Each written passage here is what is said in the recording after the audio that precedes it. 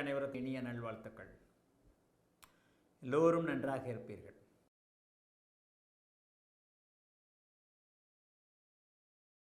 ஒரு ஜாதகத்தில் ஒரு கிரகம் எந்த நிலையில் யாருடன் இணைந்து பார்த்து இருக்கிறது, அந்த கிரகம் அந்த லக்னத்திற்கு சுபரா பாபரா, அதன் தசை என்ன செய்ய காத்திருக்கிறது, இதில் தான் பலன்கள் இருக்கு. ஆமாம், லைஃபே இதில் தானே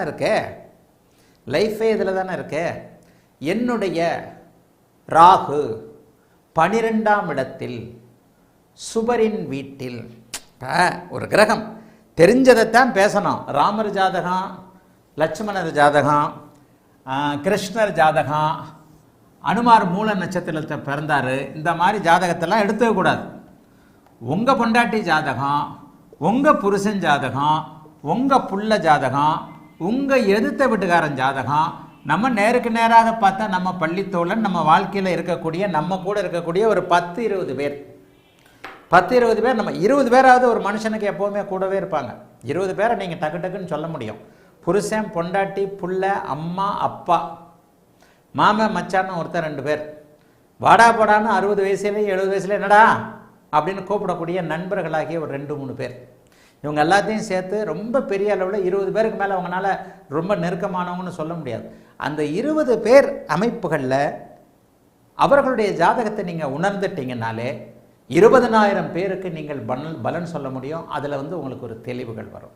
இதை விட்டுட்டு ராமர் ஜாதகத்தில் 5 கிரகம் உச்சம், அனுமார் சஞ்சீவி மலையை தூக்கி கொண்டு போனதற்கு, அது ஒரு நட்சத்திர பேச்சாளர் ஒருத்தர் சொன்னாரே, பட்டிமன்ற நட்சத்திர பேச்சாளர், மூல நட்சத்திரத்தில் பிறந்தால் ஞாபக மருதி இருக்கும். மூல நட்சத்திரத்தில் ஒரு நட்சத்திர நாயகன், ஒரு முட்டாப்பையன்.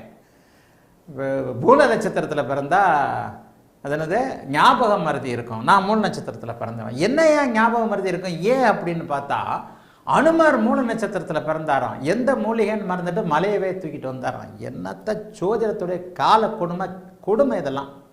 ஆக அன்பு மாணவர்கள், அன்னத்தையும் பாலையும், தண்ணீரையும் பாலையும் அன்னப்பறவை அப்படியே பிரித்து பார்ப்பதை போல ஒரு சில நிலைகளில் சில விஷயங்களை தெளிஞ்சு பகுத்தறிந்து பார்க்கும்போது, இப்போ அந்த இளங்கோவன் கொடுத்த ஒரு அமைப்பின் அடிப்படையில் ஒரு ஜாதகத்தில் ஒரு கிரகம் எந்த நிலையில் யாருடன் இணைந்து பார்த்து இருக்கிறது, மற்றும் அந்த கிரகம் அந்த லக்னத்திற்கு சுபரா பாபரா. சரி, என் ஜாதகத்துக்கே மறுபடியும் வர்றேன். ஏன்னா முழுக்க முடிச்சுட்டேன் ராகுதிசையை. இந்த அடுத்த குருதிசை வரப்போகுது. இப்போ இந்த முழுக்க இந்த ராகுதிசையினுடைய எதிர்பார்ப்பு எனக்கு 20 வருடங்களாக, 20 வயதிலிருந்தே இருந்து 35 வயசுலேருந்து அது ஒரு மாதிரியாக இப்படித்தான் நடக்கும்னு தெரிஞ்சு அதை ஒரு எதிர்பார்ப்புகளோடு இருந்து அந்த ஒவ்வொரு ராகுதசை புக்திகளிலும் நான் எதிர்பார்த்த, நான் கணித்த சில விஷயங்கள் நடந்ததை பார்த்து ஆனந்தப்பட்ட ஒரு அமைப்பு. சரி, இப்போ நான் சும்மா என் ஜாதகத்தையே போட்டு போரடிக்க போகிறதில்லை. என்னுடைய ராகு 12ஆம் இடத்தில் இருக்கிறார். இளங்கோவன் கேட்ட கேள்வி, ஒரு ஜாதகத்தில் ஒரு கிரகம் எந்த நிலையில் யாருடன் இணைந்து பார்த்து இருக்கிறது, மற்றும் அந்த கிரகம் லக்னத்திற்கு சுபரா பாபரா. இந்த ராகு லக்னத்திற்கு சுபரா பாபரா?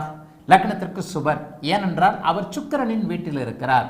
இருந்த இடத்தின் பலன்களை செய்வதைப் போலவே இவர் கண்டிப்பாக சுபர் வீட்டில் இருக்கின்ற காரணத்தினால், லக்ன சுபரின் வீட்டில் இருக்கின்ற காரணத்தினால் இங்கே சுக்கிரனுடைய 5-12ஆம் வீடுகளின் பலனை செய்யக்கூடியவராகிறார். இந்த ராகு குருவோடு ஒரு 20-22 டிகிரியில் சேர்ந்திருக்கிறார். லக்ன சுபரின் வீட்டில் நிஜ சுபரின் அமைப்பில் இருக்கிறார்.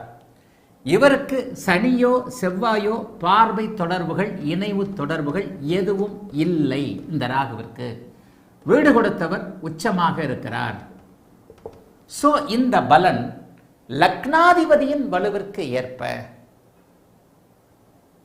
மறுபடியும் அதுக்கு தான் வருவேன், லக்னாதிபதியின் வலுவிற்கேற்ப, ஒருவேளை என்னுடைய லக்னாதிபதி இங்கே புதன் அங்கே இல்லாமல் சனியோடு இப்படி நெருக்கமாக இருந்திருந்தால் எனக்கு இந்த ராகுதசை ஓரளவிற்கு, ராகுதசை எனக்கு ஓரளவுக்கு நல்ல பலன்களை செஞ்சது, சும்மாலாம் சொல்லக்கூடாது, எதிர்பார்த்ததை விட நன்மைகளை செய்தது. எனக்கு முக்கியமாக 2 குழந்தைகளை கொடுத்துச்சு. அதை விட வேற என்ன வேணாம்? 47 வயசு, 42, 43 வயசு வரைக்கும் எனக்கு குழந்தை பாக்கியம் இல்லை. 47 வயதில் ஆண் குழந்தை, 43 வயதில் பெண் குழந்தை. வாழ்க்கையில் மனுஷன் ஒரு வம்ச விருத்தி, ஒரு நிம்மதியான மனைவி, மன வாழ்க்கை சூழல், 2 குழந்தைகளை நல்லா வளர்க்கக்கூடிய அமைப்பு, இதைத்தானே வேண்டுவான். இதுதான் ஒரு உண்மையான மனிதனுக்கு தேவைப்படுறது. வீடு வாசல்லாம் 2ஆம் பட்சம். இந்த ராகு குருவோடு இணைந்து 5ஆம் அதிபதியின் வீட்டில் இருந்த காரணத்தினால் எனக்கு ராகு திசையில் தான் குழந்தை பிறக்கும்ன்றதுல நான் தெளிவாக இருந்தேன்.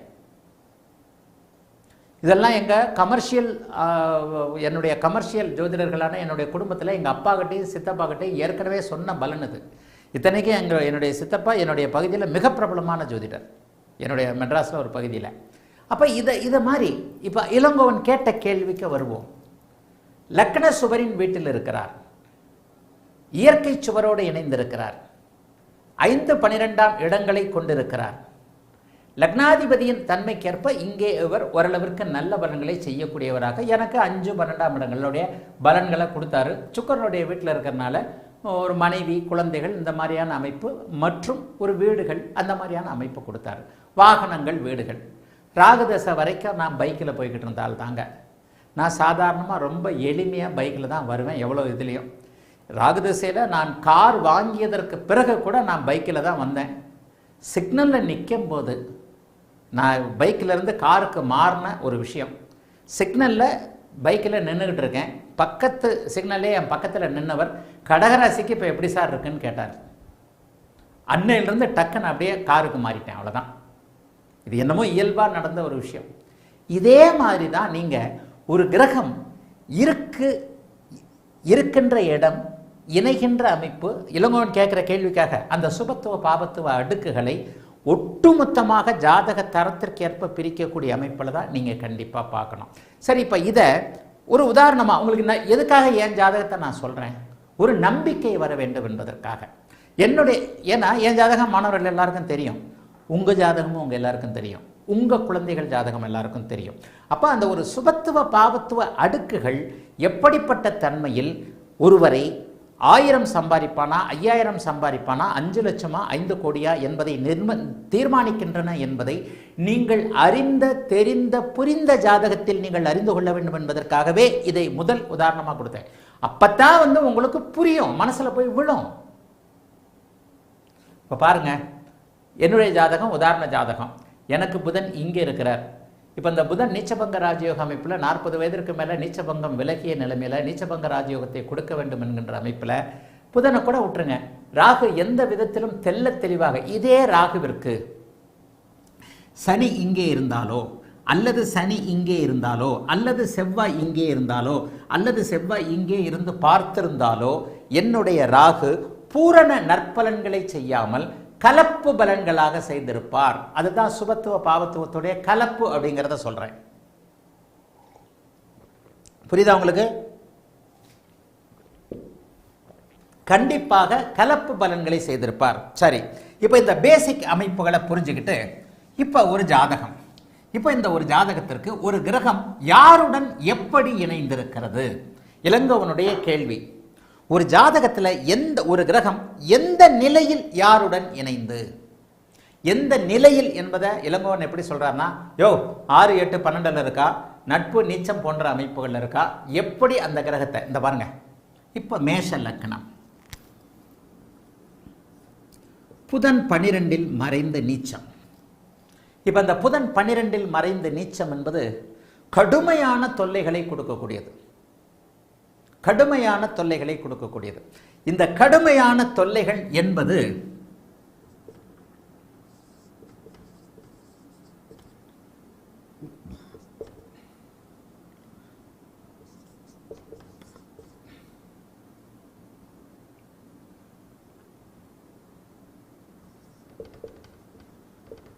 உங்களுக்கு புரியணும்ன்றதுனால இருவேறு நிலைகளை உச்சம் ஆட்சியாக போடுகிறேன், உங்களுக்கு புரியணும்ன்றதுனால. சரி, அல்லது இப்படி கூட போட்டுக்கிறேன்.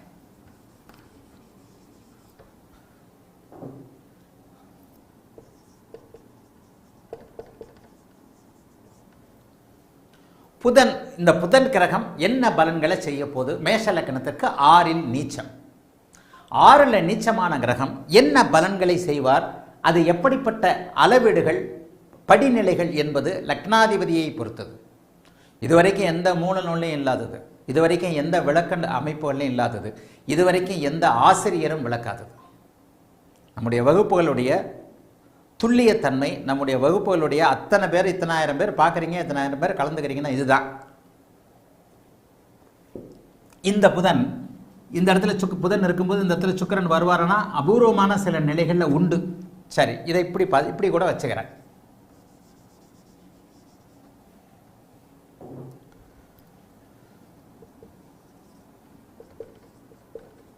கிட்டத்தட்ட அஷ்டமி நவமி தாண்டி விட்ட சந்திரனுடைய பார்வையில் செவ்வாயுடைய சுபத்துவத்தில் இருக்கிறார். இந்த நிலைமையில் செவ்வாய் இருந்தால் இந்த புதன் ஒரு மாதிரியான நிலையாகவும், இதே மேஷ லக்னத்திற்கு 6ஆம் இடத்தில் சனியோடு சேர்ந்திருந்தால் ஒரு மாதிரியாகவும் பலன் தருவார். இதை மனசில் அடிப்படையில் வச்சுக்கிட்டு தான் ஒருத்தன் கடனை வாங்கிட்டு ஊரை விட்டு ஓடி போவானா, கடனை வாங்கிட்டு அங்கேயே கடந்துட்டு கஞ்சி குடிச்சிக்கிட்டு இருப்பானா அப்படிங்கிறத மாணவர்கள் புரிஞ்சுக்கணும். அப்போ ஒரு நிலையில் எல்லா அமைப்புகளும் லக்னாதிபதியின் நிலையை பொறுத்து படிநிலை அமைப்புகளை புரிந்து கொள்ள வேண்டும். பிச்சைக்காரரும் கடன் வாங்குறாரு, கோடீஸ்வரனும் கடன் வாங்குறாரு. அதை நான் எளிமையாக சொல்லுவேன். அனில் அம்பானியும் திவாலாயிட்டார். அனில் அம்பானி ஒரு மார்வாடி யாரோ ஒருத்தர் நம்ம ஊரில் இருக்கிறார். ஒரு 10 லட்ச ரூபாய் கடன் வாங்கிட்டார். 10 லட்ச ரூபாயோ ஏதோ 1 கோடி ரூபாய் கடன் வாங்கிட்டாரியா, திவால் நோட்டீஸ் கொடுத்துட்டார். அந்த 10 லட்ச ரூபாய் திவால் நோட்டீஸ் கொடுத்தவர் கண்டிப்பாக காரில் போக மாட்டார். காரில் போனால் யாருன்னா ரோட்டில் வந்து பிடின்னு போயிடுவான். ஏற்கனவே திவால் நோட்டீஸ் கொடுத்துட்டு நீ அப்படி எப்படின்ட்டு அந்த ஊர்லேயே பெரிய பிரச்சனையாகும். சொந்தக்காரங்க இப்படி தான் கொடுத்துருப்பார். ஆனால் அனில் அம்பானி திவால் நோட்டீஸ் கொடுத்துருக்கிறார் 15,000-20,000 கோடிக்கு. ஆனால் அவர் இன்னும் BMW காரில் தான் போகிறார். இந்த பேசிக் அமைப்புகளை லக்ன நிலையாக புரிந்து கொள்ள வேண்டும். இந்த இடத்துல புதன் என்ன பண்ணுவார்? 6ஆம் இடத்தின் நீச்ச பலன்களை செய்வார். 6ஆம் இடத்தின் நீச்ச பலன்கள் எந்த அளவிற்கு இருக்கும்? 5ஆம் அதிபதியோடு இணைந்திருக்கிறார். அப்ப இந்த ஜாதகத்திற்கு 6ஆம் பாவகம் தசையில, இது எல்லாமே தசையில நடக்கும். புக்திகள்ல தசாநாதனுடைய அனுமதியோடு கட்டுக்கு அடங்கி நடக்கும். புக்திகள் 6ஆம் பாவக பலனையே கொடுக்கும். ஆனால் அந்த புக்திகளில் பலன் எடுக்கிறது ரொம்ப பெரிய மேதமை. புக்திகளில் பலன் எடுக்கிறது ரொம்ப பெரிய மேதமை. புதன் தசையில் சூரிய புக்தி கடுமையானதாகவும், சூரிய தசையில் புதன் புக்தி அடக்கி வாசிப்பதாகவும் இருக்கும். ஏன்? சூரியன் இங்கே யோகர். அவர் 5ஆம் இடத்துல குருவின் வீட்டில் தான் இருக்கிறார். 12ஆம் இடத்துல மறைஞ்சா கூட அப்படிலாம் ஒன்றும் மறைவு ஸ்தானத்தில் பெரிய இதிலெல்லாம் செஞ்சிட மாட்டார். என்ன, பிள்ளைகளால் கொஞ்சம் விரயங்களை கொடுப்பார். பிள்ளைகள் வெளிநாடு போகிறது, பிள்ளைகளால் செலவு, சந்தோஷ செலவுகள். மறுபடியும் லக்னாதிபதியோட வலிமைக்கு தான் வந்துடுவேன். லக்னாதிபதியோட தன்மைக்கு ஏற்றாற் போல. யானை தெரியுதுன்னா அது காது இப்படி அசைச்சிக்கிட்டு இருக்கா, தும்பிக்கை இப்படி ஆட்டிக்கிட்டு இருக்கா, 4 காலில் நடந்து போய்கிட்டு இருக்கா, புசு புசுன்னு நின்றுக்கிட்டு இருக்குதா அப்படின்றதெல்லாம் பார்க்கணும். எல்லா நிலைகளையும் அந்த காம்பினேஷனை பற்றி புரிஞ்சு கொள்ளும் போது தான் உங்களுக்கு ப்ரெடிக்ஷன் என்கின்ற பலன்கள் அங்கே துள்ளி கொண்டு வருகின்றன. அதுதான் உண்மை.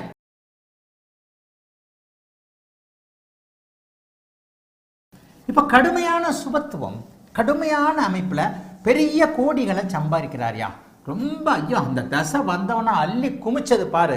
நேற்று வரைக்கும் ரோட்டில் போய்கிட்டு இருந்தாயா, நேற்று வரைக்கும் ரோட்டில் போய்கிட்டு இருந்த ஒருத்தர் அப்படியே இன்னைக்கு பாருங்க பெரிய அளவில் அப்படியே ஐயா BMW காரில் போகிறாரு, அந்த காரில் போகிறார், இந்த காரில் போகிறார். அந்த சுபத்துவம் ஒரு மனிதனை, ஒரு தசை எப்படி அப்படியே தலைகீழாக மாற்றும். உதாரணமாக சனி தசை கொடுக்காதுன்னு சொல்கிறோம். அந்த சனி தசையை ஒருத்தரை பெரிய அளவில் கொடுக்க வைக்கக்கூடிய அமைப்புகள் எப்போது நடக்கும்? சனி தசையிலே ஒருத்தருக்கு கொடுக்குதியா? சனி தசையை ஒருத்தருக்கு கொடுக்குதியா? பெரிய அளவில் கொடுக்குது. எப்படி நடக்கும்? நீங்கள் எடுத்தடுப்பில் எல்லாத்தையுமே போட்டுற வேண்டாம்.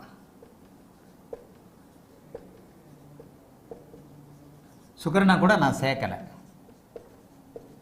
சனி தசையே பாபர் தசைன்னு வச்சுக்குவோம். சனி தசை பாபர் தசை. கடக லக்னத்திற்கும் சிம்ம லக்னத்திற்கும் ஆகாத தசை. 8இல் மறைந்திருக்கிறார். லக்னாதிபதி உச்சத்தை அடைந்திருக்கிறார். லக்னாதிபதிக்கு வேணா கொஞ்சம் சுபத்துவத்தை கொடுத்துட்றேன். ஐயா சிம்ம லக்னத்துக்கு வரவே கூடாத சனி தசைப்பா.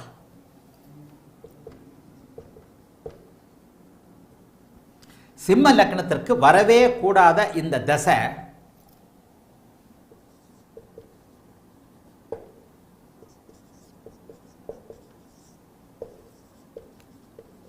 இங்கே சனி தசை வந்துடுதுப்பா. இந்த இடத்துல சனி தசை. அதே இளங்கோவன் கேட்ட அதே கேள்வி. ஒரு கிரகம், இந்த கிரகத்தில் யாருக்கு கூடயே நான் இணைக்கலை. ஏன் இணைக்கலைன்னா, நீங்கள் சும்மா சும்மா இணைவை போட்டுக்கிட்டு இருந்தாலும் உங்களுக்கு பார்வை அமைப்புகளை மட்டுமே புரிஞ்சுக்கங்க. லக்னாதிபதி 9ஆம் இடத்தில் உச்சனாகி கூடுதலாக சுபத்துவத்தோடு இருக்கிறார்.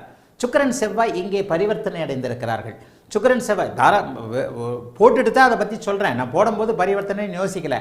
போட்டதுக்கப்புறம் மாணவர்களுக்கு ஒரு ஜாதகத்தை பார்த்த உடனே ஸ்தானபலம், திக்பலம், திருப்பலம், பரிவர்த்தனை, கேந்திர கோண அமைப்புகள் எல்லாமே அப்படியே கடகட கடகட கடகட கடகடன்னு ஓடியாரணும். 175 வகுப்புக்கு வந்துட்டீங்க, 200 வகுப்பு முடிய போகுது. அப்போ கூட ஒன்றும் இல்லைன்னா வகுப்பில் இருக்கிறதுக்கே நீங்கள் தகுதி இல்லைன்னு அர்த்தம்.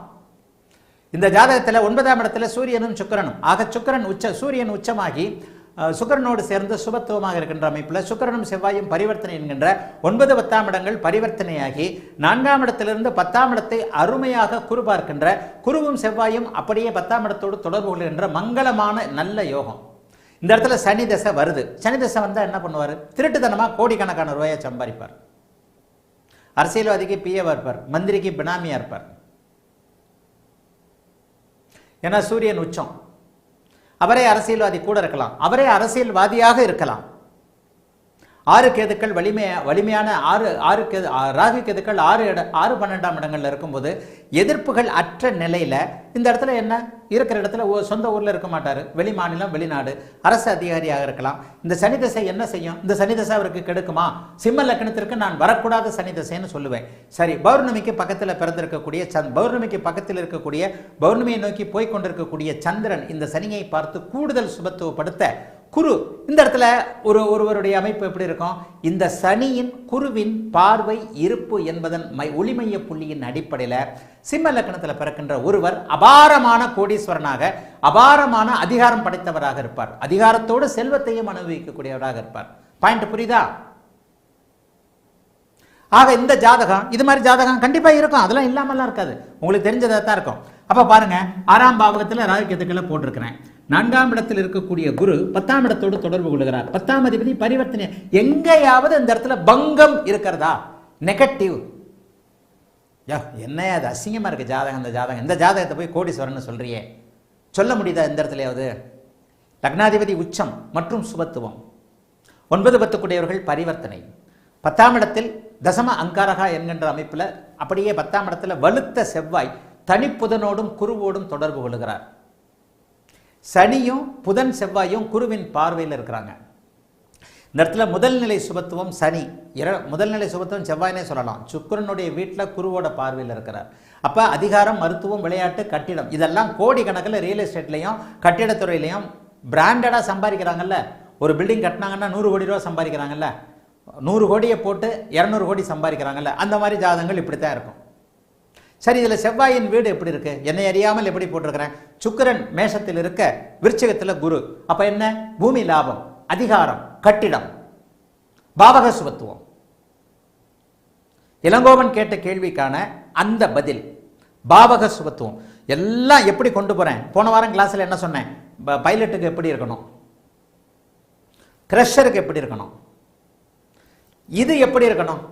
பூமி லாபம். கட்டிடத்துறையில் இருப்பவருக்கு, கட்டிடத்துறை சார்ந்த அமைப்புகள் இருக்கக்கூடியவருக்கு, ரியல் எஸ்டேட்டில் இருக்கிறவருக்கு எந்த பாவகம் வலுத்திருக்கணும்? விருச்சிகமும் விருச்சிகமும் அதுவும் கெட்டே இருக்காது.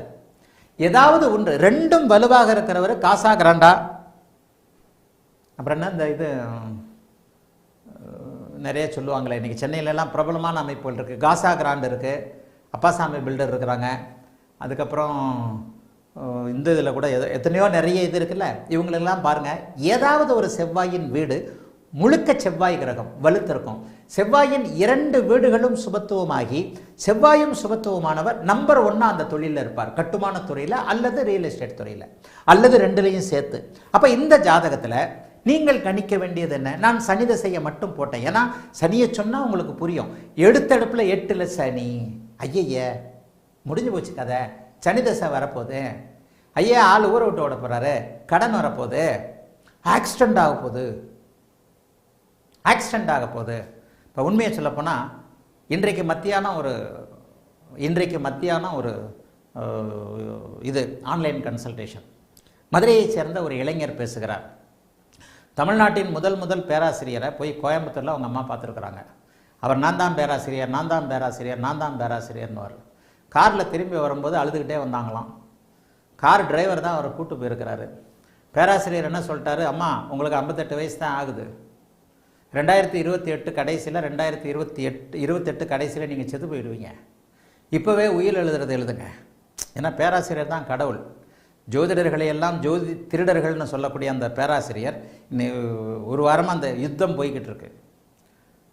2020 உங்கள் பையனுக்கு ராகு தசை சந்திரபுக்தி வருது, ராகு தசை சந்திரபுக்தியில் நீங்கள் செத்து போவீங்க, ஊருக்கு போய் உயிர் எழுதிருங்க, சொத்து பத்துக்களை யார் பேரில் மாற்றணுமோ இப்போவே மாற்றிடுங்க, நீங்கள் 2028 இறந்துடுவீங்கன்ட்டார்.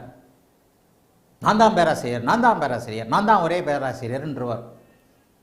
அந்தம்மா இதை பற்றி ஒன்றுமே சொல்லாமல் ஒரு வாரமாக அழுதுகிட்டே இருந்துட்டு அதுக்கப்புறம் வீட்டில் எல்லாம் அழுத்தி கேட்கும்போது உயிர் எழுதுறேன்னு அந்தம்மா ஆரம்பித்து அப்புறம் என்னடான்ட்டு வந்தா ராகுதசையில் சந்திரபக்தியில் இந்த அம்மா செத்து போகும்னு சொல்லிட்டாரு. அந்த அம்மாவுடைய ஜாதக லக்கணமே 5 நிமிஷத்தில் மாறுது. இது பையனுடைய ஜாதகம்.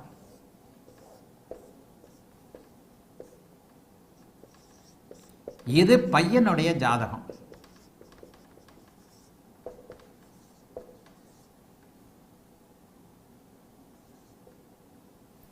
இது பையனுடைய ஜாதகம்.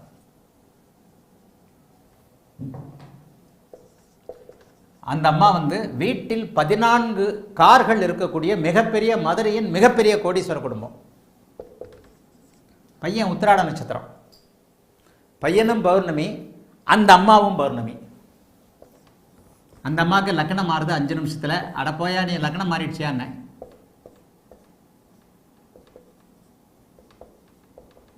அந்த அம்மாவோட ஜாதகம். அந்த அம்மாவை மிதுன லக்னம்னு வச்சு பார்த்துருக்குறாங்க. இதுக்குத்தான் நான் மாணவர்களுக்கு அந்த அம்மா 1968 பிறந்தவங்க, இந்த பையன் 1990 சம்திங்கில் பிறந்தவர். இது இன்றைக்கு மத்தியானம் சொன்ன ப்ரெடிக்ஷன், மாணவர்கள் எதில் சரியாக இருக்கணுன்றதுக்காக சொன்னது. அந்த அம்மா திருக்கார்த்தி மிருகசீரிஷ நட்சத்திரமோ ரோகிணி நட்சத்திரத்தில் அந்த அம்மா பிறந்திருக்கு. குரு வலிமையான ஒரு அமைப்பு. அந்த அம்மா விருதுநகரில் பிறந்திருக்கு. விருதுநகரை தாண்டி 1968 இது வரைக்கும் எங்கேயுமே போகாத ஜாதகம். அப்பா 8-12 சுபத்துவம் இருக்குது. 5 நிமிஷத்துக்கு முன்னாடி லக்னம் மாறுது. உங்கள் அம்மா ரிஷப லக்னத்தில் மாறி இருக்குன்னு. ஐயா குருஜி, எனக்கு அந்த சந்தேகம் உங்கள் வீடியோக்களை பார்த்ததுலேருந்து உங்கள் அம்மா மிதன லக்னத்தில் பிறக்கல, 5 நிமிடத்திற்கு முன்பாக ரிஷப லக்னத்தில் பிறந்துருச்சு அப்படின்னு சொன்னேன். புதன் செவ்வாய் அந்த அம்மாவுக்கு பரிவர்த்தனை 1968. அருமையான யோக ஜாதகம். சனி கூட இங்கே தான் நினைக்கிறேன், சனி சுக்கரன்லாம் ஏதோ உச்சம் நினைக்கிறேன், சுக்கரன் உச்சம், ஏதோ அருமையான யோக ஜாதகம். சுக்கரன் இங்கே, சனி தான் இங்கே. இந்த இடத்துல மகனுடைய ராகுதச சந்திரபுக்தியில் அம்மா இறந்துருவாங்க 2028 தமிழ்நாட்டின் முதல் பேராசிரியர் சொல்லியிருக்கிறார். இது இன்னைக்கு நடந்தது சமாச்சாரம். அதாவது ஒரு வாரத்துக்கு முன்னாடி ப்ரெடிக்ஷன். இந்த இடத்துல எப்படி ப்ரெடிக்ஷன் பண்ணணும்? சுபத்துவம் அபத்துவம் என்பவர்கள் எல்லாருக்குமே இதை சொல்லக்கூடாதுன்னு தான் நினைக்கிறேன். ஒரு ஜோதிடம் தான் இன்னொரு ஜோதிடரை குறை சொல்லக்கூடாது, இருந்தாலும் மனசு கேட்க மாட்டேங்குது.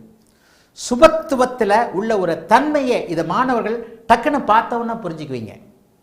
நான் ராகு தசையில் சந்திரபுக்தியில் அம்மா செத்துருவாங்க அப்படின்னு ப்ரெடிக்ட் பண்ணுறதுக்கு சுபத்துவ பாபத்துவ அடுக்குகள் மட்டும்தான் துணை புரியும். இங்கே சந்திரனை குருபாக்குறார். 4ஆம் வீட்டிற்கு 8ஆம் வீட்டில் ராகு மறைந்திருக்கும் போது ராகு தசையில் அம்மாவுக்கு மரணம் இல்லை. ராகு 4ஆம் வீட்டில் இருந்தால் தான் மரணம். இதே இடத்துல பௌர்ணமி சந்திரனாக இல்லாமல் அமாவாசை சந்திரனாக இருந்தால் தான் அம்மாவுக்கு மரணம். இதைத்தான் சுபத்துவ பாபத்துவம்னு அந்த பேராசிரியர் உள்ளிட்ட எல்லாருக்கும் சொல்லிக் கொடுக்குறோம். எல்லாரும் நம்ம வீடியோ பார்க்குறவங்க தான், எல்லாரும் ஆன்லைன் கிளாஸ் பார்க்குறவங்க தான். அந்த பேராசிரியருக்கும் இதுதான் சொல்லிக் கொடுக்குறது. நல்லா பாருங்க, சந்திரன் ஒரு அமைப்பில் ஏன் இந்த இடத்துல எங்கே எப்படி ஒரு பலன்கள் ஒளிஞ்சிருக்குன்னு இளங்கோவன் கேட்ட கேள்விக்கு, ஒரு தாய் மரணிக்கிறார் என்றால் அந்த இடத்துல சந்திரன் பாபத்துவமாக இருக்கணும். அவர் சொன்ன பலன் இந்த இடத்துல 4ஆம் அதிபதி. இத்தனைக்கும் பார்வைக்கெல்லாம் பலனே இல்லைன்னுவர். ஆனால் அவர் சொல்லியிருக்கிறாரு, சனி செவ்வாய் பார்க்கறதுனால உங்கள் அம்மா நீங்கள் செத்து உங்கள் பிள்ளையோட ஜாதகத்தில் சனியை செவ்வாய் பார்க்குது, நீங்கள் ராகு தசை சந்திரபுக்தியில் செத்துருவீங்க அப்படின்னு சொல்லியிருக்கிறார். இத்தனைக்கும் பார்வைக்கெல்லாம் பலன் கிடையாதுங்க, ரொம்ப குழப்புங்க பார்வை பலன். பார்வையெல்லாம் பார்க்காதீங்க, அதுக்கெல்லாம் பலனே கிடையாதுன்னுவார். இதுதான், அதாவது ஒரு கிரகம் எந்த இடத்தில் இருக்கின்றன, எப்படி இருக்கிறது, எதை பார்க்கிறது என்பதை பொறுத்துத்தான், சுபத்துவ பாபத்துவ அடுக்குகளை பொறுத்துத்தான் பலன்கள் இருக்கின்றன. இந்த இடத்துல ராகுதசை சந்திரபக்தியில் அம்மா இறக்க 2028 வரப்போகுது. இந்த 2 வருஷத்தில் வரப்போகுது. 2028 முடிய போகுது ராகுதசையில் சந்திரபக்தி. இப்போ அவருக்கு ராகுதசையில் சூரிய பக்தியை நம்ம நடந்துகிட்டு இருக்கு. ராகுதசை சந்திரபக்தியில் சந்திரன் காரகம், உயிர்காரகம் மரணிக்க வேண்டுமெனில் அங்கே பாபத்துவம் இருக்க வேண்டும். அந்த பாவகம் பாபத்துவமாக இருக்க வேண்டும். பாவகாதிபதி மட்டும் பாபத்துவமாக இருந்தால் போராது. பாவகம், காரகம், பாவகாதிபதி மூன்றும் ஒட்டுமொத்தமாக வலுவிழந்த நிலையில தான் ஒன்று பாதிக்கப்படும் அடிக்கடி சொல்றேன். அப்ப இந்த இடத்துல ராகுதசையில சந்திரபக்தியில எல்லா அம்மாவும் செத்துருவாங்களா? நானே சொல்றேன் ராகுதசையில சந்திரபக்தியில அம்மா செத்துருவாங்கன்ட்டு. அப்ப எல்லா அம்மாவும் செத்துருவாங்களா? எப்படி கணிப்பது? சுபத்துவம் பாவத்துவம் மட்டுமே அங்கே தீர்மானமான பதிலை தரும்.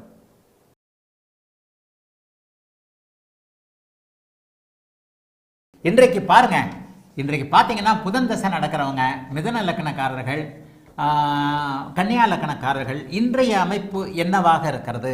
இப்போ ஏப்ரல் மாதம் 19ஆம் தேதி ஆயிடுச்சு. சூரியனாவது அந்த பக்கம் விலகி போயிட்டார். இன்றைய கோச்சார நிலைமையில் புதன் செவ்வாய் சனி இது எவ்வளவுக்கு எவ்வளவு நெருங்குதோ அவ்வளவுக்கு அவ்வளவு இதில் தாங்க நீங்கள் அப்படியே இது பண்ணணும். நான் இதை நோட் பண்ணிக்கிட்டே இருக்கிறேன். என் வீட்டில் கூட சொல்லியிருக்கிறேன் சில விஷயங்கள். நான் சொன்ன விஷயங்கள் இந்த மாதம் நடக்குது. இந்த மாதம் உஷாராரு. என்னுடைய மனைவி கன்னி லக்னம்,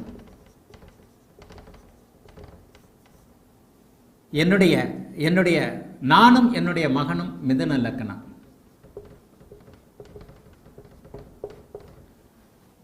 என்னுடைய மனைவிக்கு இப்போது ராகு திசையில் புதன் புக்தி.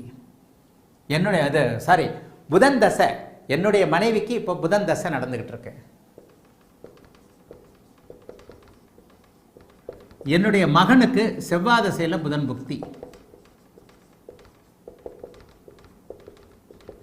என்னுடைய மகளுக்கு ராகு தசையில் புதன் புக்தி.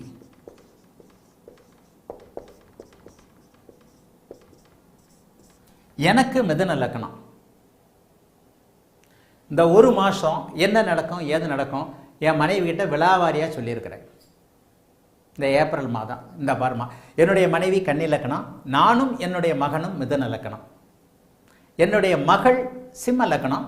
இப்போ என் மகளுக்கு ராகு தசையில் புதன் புக்தி நடந்துகிட்டு இருக்கு. அப்போ வீட்டில் 4 பேருக்கு ஏதோ ஒரு வகையில் புதன் அமைப்புகள் இருக்கும் பொழுது, இப்போது இந்த இடத்துல கோச்சாரத்தில் நீங்கள் எப்படி பண்ணணும் அப்படின்னு சொன்னால், புதன் செவ்வாயை நெருங்கும் பொழுது, சனியை நெருங்கும் பொழுது, செவ்வாய் சனி இருவரையும் நெருங்கும் பொழுது, இந்த இடத்துல என்ன குருவோடு பரிவர்த்தனையாகி மிதுனம் வலுத்தது ஒன்றே நல்லது. மிதுனம் வலுத்தது. என்னுடைய ராசியாகிய தனுசை குரு பார்க்கிறார்.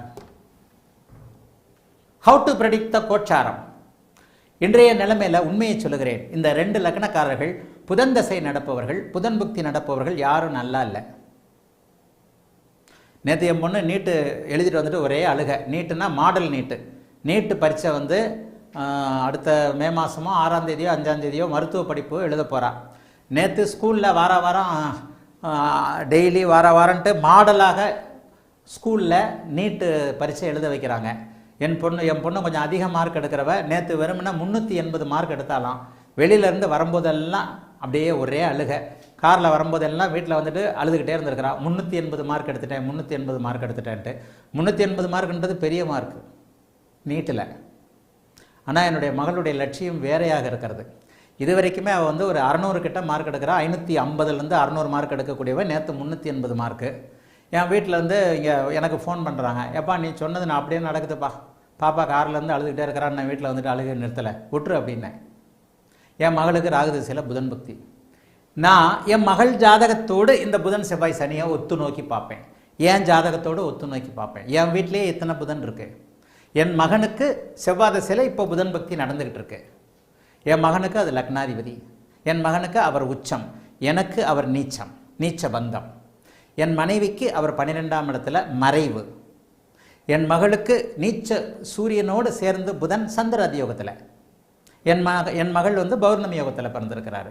அப்போ இந்த இடத்துல உங்கள் ஜாதகப்படி நீங்கள் புதன் தசாநாதனாக புக்தி நாதனாக உள்ளவர்கள் எல்லாம் ஒரு வகையில் பாதிப்புகளை அடைந்திருக்கிறார்கள். என்னுடைய 17 வயது மகள் நேற்று ஃபுல்லாக மூட் ஆஃப். நேற்று ஃபுல்லாக ஒரு 2-3 நாளைக்கு முன்னாடியே சில விஷயங்களை என் வீட்டில் சொன்னேன். ஃபுல்லாக மூட் ஆஃப். 380 மார்க்குன்றது அவள் நினச்சி கூட பார்க்க முடியாத கீழ் மார்க்கு. அந்த கீழ் மார்க்கு வாங்கினதுக்கு அவள் ஃபுல்லாக வெளியிலேருந்து வரும்போதே அழுதுகிட்டே வந்திருக்கிறான். என் மகள் 17 வயது மகள், அவளுடைய புதன் புக்தியின் அமைப்பின் அடிப்படையில் அவள் பாதிக்கப்படுகிறாள். இப்போது புதன் புக்தி நடக்கிறதுனால இந்த புதனும் செவ்வாயும் சனியும் எத்தகைய டிகிரியில் இருக்கிறார்கள் என்பதை பொறுத்து. அவளுடைய லக்னாதிபதி சூரியன் இப்போ உச்சம், 4 நாளாக உச்சம். இப்படிலாம் தானே கணிக்கணும் Rajesh Panraj. It's a combined. ஒரு விஷயம் ஒன்றை பொறுத்தது அல்ல. இது ஒரு பல் சக்கரம் மாதிரியான ஒரு மிகப்பெரிய இயந்திரம். இத்தனை பல் சக்கரங்கள் ஒன்றோடு ஒன்று. ஒரு ட்ரெயின் போகுது, அந்த ட்ரெயினை முன்னாடி இருக்கிற இன்ஜின் இழுத்துக்கிட்டு போகுது. அந்த 4 சக்கரம், அந்த 4 சக்கரத்தை புஷ் பண்ணுறதுக்கான சில விஷயங்கள். ஒரு பைக்கு, ஒரு கார் எப்படி சுற்றுதோ அதே மாதிரி அத்தனை பார்ட்டுகளும் இணைஞ்சு தாங்க ஜோசியம். இப்போ இந்த கோச்சாரத்தை எப்படி கணிக்கிறது? எப்போ வரும் இந்த மாதிரிலாம்? ஐயா நீ மட்டும் பேசுகிற, எங்களுக்கு வரமாட்டேங்குது. வறுமையா அனுபவம் யார யார வரும்? நான் மட்டும் என்ன 60 வயசில், இப்போ வயசு 61 வயசு ஆச்சு. நான் மட்டும் என்ன 30 வயசில் வந்து அப்படியே வந்து குதிச்சிட்டா வந்தேன். 15 வருஷத்துக்கு முன்னாடி இருந்த நான் எவ்வளோ பெரிய முட்டாள்தனம் பண்ணியிருக்கிறேன்னு இப்போ கூட தான் எனக்கு தெரியுது. இன்னும் 75 வயசு ஆகும்போது 61 வயசில் கூட இப்படி முட்டாள்தனமாக வகுப்பு நடத்தியிருக்கிறோமா அப்படின்னு கூட தோணலாம். அன்றைய அனுபவத்தை பொறுத்து அனுபவம் யார யாரத்தான் வரும். இந்த டிகிரி இப்போது நான் சொன்னதை போல குரு லக்னத்தை பார்ப்பதால் மிதன லக்னக்காரர்களுக்கு ஒரு சேஃப்டி. கன்னியா லக்னக்காரர்கள் கூடுதலாக பாதிப்புகளை அடைந்திருக்கிறார்கள். இதோ புதன் வேக வேகமாக நகர்ந்து கொண்டிருக்கிறார். மே மாதம் 1ஆம் தேதி, இன்னும் எத்தனை நாள்? கரெக்டாக 11 நாள், 12 நாள். மே மாதம் 1ஆம் தேதி புதன் வெளியே வரப்போகிறார். அப்போது வெளியே வரப்போகின்ற அமைப்பில் இப்போ சனி இந்த டிஸ்டன்ஸில் இருக்கிறாரு, செவ்வாய் இந்த டிஸ்டன்ஸில் இருக்கிறாரு. மே மாதம் 11ஆம் தேதி செவ்வாயும் அங்கே மேஷத்திற்கு வரப்போகிறார். சனி செவ்வாயினுடைய அத்தனை அமைப்புகளிலிருந்தோ மே மாதம் 1ஆம் தேதி விலகப் போகிறார். இந்த இடத்துல மட்டும் குரு இல்லைன்னா, இந்த பரிவர்த்தனை இல்லைன்னா மகா மோசமான பலன்கள் புதன் தசை நடப்பவர்களுக்கும் புதனை லக்னங்களாக கொண்டவர்களுக்கும் கண்டிப்பாக நடந்திருக்கும். இதையே போன வருஷம் சொன்ன ஞாபகம் இருக்கா? இதே இடத்துல செவ்வாய் சனி ராகு எல்லாம் சேர்ந்திருந்ததா? உச்ச சுக்கரன் 5.5 மாதம் அங்கே இருந்தாரா? கோச்சாரத்தை எப்படி கணிப்பது? போன வருஷம் இதே மாதிரி இதே மீனத்தில் இன்றைக்காவது 3 கிரகம். அப்போ என்ன நடந்தது தெரியுமா? செவ்வாய், சனி, ராகு, புதன், சுக்கிரன், சூரியன், இவ்வளவு கிரகம் ஒன்றா சேரலையா? ஒரே ஒரு உச்ச சுக்கிரன் 5.5 மாதம் வக்கர நிலையில் அங்கே உள்ளே நுழைந்து ராகு தசை நடப்பவர்கள், புதனுடைய லக்னங்களில் பிறந்தவர்கள் எல்லாரும் காப்பாற்றப்பட்டார்கள் அப்படின்னு போன வருஷம் இதே ஆன்லைன் கிளாஸில் பேசுகிறானா பேசலையா? கோச்சாரத்தில் எப்போ பார்ப்பது? இன்னைக்கு பேசின அந்த பையன் குருஜி கரெக்டாக கும்பத்தில் சனிராகு சேர்க்கை, சந்திரராகு சேர்க்கை வந்து அன்றைக்கு அமாவாசை, அன்றைக்கு எனக்கு கை போச்சு. ஆனால் நான் நீங்கள் சொல்லி கொடுத்த விதியின் அடிப்படையில் சுக்கிர அந்தரத்தில் எனக்கு அடிபட வேண்டுமே அப்படின்னு சொல்லிட்டு கரெக்டாக பார்த்துக்கிட்டு இருந்தேன். கை முறிஞ்சு போச்சுன்னா ஒரு இளைஞன், கல்யாணம் ஆகாத இளைஞன், பெருமையாக இருந்தது. அப்படியே புரிகிறவங்க புரிஞ்சுக்கிட்டு தான் இருக்கிறீங்க, புரியாதவங்க அப்படியே உங்களுடைய புதனுடைய வலுவிற்கேற்ப கொஞ்சம் காலம் தாழ்த்தி புரிகிறீர்கள். அப்படி தான் உண்மை. ஆகவே நீங்கள் தான் பார்க்கணும். பாபத்துவத்தை சொல்லி கொடுத்துருக்குறேன். ஒரே நேரத்தில் செவ்வாய் சனியோடு இணையும் பொழுது என்ன நடக்கும்? இங்கே செவ்வாயை விட்டு வெகு வேகமாக, சனியை விட்டு வெகு வேகமாக விலகி கொண்டிருக்கிறார். சனி புதன் இணைவு அப்படியே விலகி கொண்டிருக்கிறது. இன்னும் 12 நாட்களில் புதன் வெளியே வரப்போகிறார். அங்கே அவர் குருவோடு பரிவர்த்தனை ஆகக்கூடிய அமைப்பு, அவரை உயிரோடு வைக்கக்கூடிய அமைப்பு. அந்த ஒன்று இல்லைன்னா நிறைய பாதிப்புகள் உண்டு, நிறைய பேர் பாதிப்புகள் உண்டு. நடப்பது நடந்தே தீரும். நீங்கள் தடுக்க முடியுமா? நடக்கிறது நடந்தே தீரும். என்றேனும் ஒரு நாள் பேசிக்கொண்டிருக்கும் நானும் கேட்டுக்கொண்டிருக்கும் நீங்களும் ஒரு நாள் இல்லவே இல்லை. காலம் முன்பின்னாக இருக்கும், அவ்வளோதான். ஆனால் நம்ம யாருமே நிரந்தரம் கிடையாது. என்னைக்காவது ஒரு நாள் நானும் இல்லை, நீங்களும் இல்லை. அப்போ அது என்றைக்கு எப்படி என்ன பலன்கள் நடக்கப் போகிறது? ஒரு எளிய என்னுடைய 17 வயது குழந்தை இந்த ஃபுல்லாக நேற்று ஃபுல்லாக அழுன்னு அழுதுகிட்டு இருந்தது இந்த புதனுடைய தாக்கத்தினால. புக்திநாதன் பாபத்துவம் அடைந்த தாக்கத்தின் காரணமாக. அது வயசுக்கு என்ன தெரியும், 380 மார்க் எடுத்துட்டேன்னு சொல்லிட்டு ஒவ்வொன்று அழுகுது. இத்தனைக்கு 380 மார்க் நல்ல மார்க். அவரவருடைய இப்போ செவ்வாய் தசை புதன் புக்தி என் பையனுக்கு நடக்குது. என் பையனுக்கு செவ்வாய் சனி இங்கே, புதன் உச்சம், அவனுக்கு பாதிப்புகள் குறைவாக இருக்கிறது. மிதுன லக்னத்தில் பிறந்தவன், லக்னத்தில் குரு இருக்கின்ற காரணத்தினால. கோட்சாரத்தில் லக்னம் நல்லா தானே இருக்குது, கோட்சாரத்தில் ராசி தான். ஆனால் உங்களுடைய லக்னத்தில் எங்கே சுபத்துவ பாபத்துவம் இருக்கின்றது என்பதையும் பார்க்கணும் இல்லையா? ஆக அன்பு மாணவர்கள், ஒரு பாபத்துவ சுபத்துவத்தை லைவில் நேரடியான அமைப்புகளில் எங்கே எந்த டிகிரியில் ஆதிபத்திய அமைப்பில் காரக அமைப்பில் யாருக்கு யார் எதிரி யாருக்கு யார் நண்பர் என்பதை அப்படியே புரிந்து கொள்ளும் பொழுது சில விஷயங்கள் அப்படியே பட்டு பட்டுன்னு கண்ணுக்கு தெரிஞ்ச மாதிரி வரும் இல்லையா?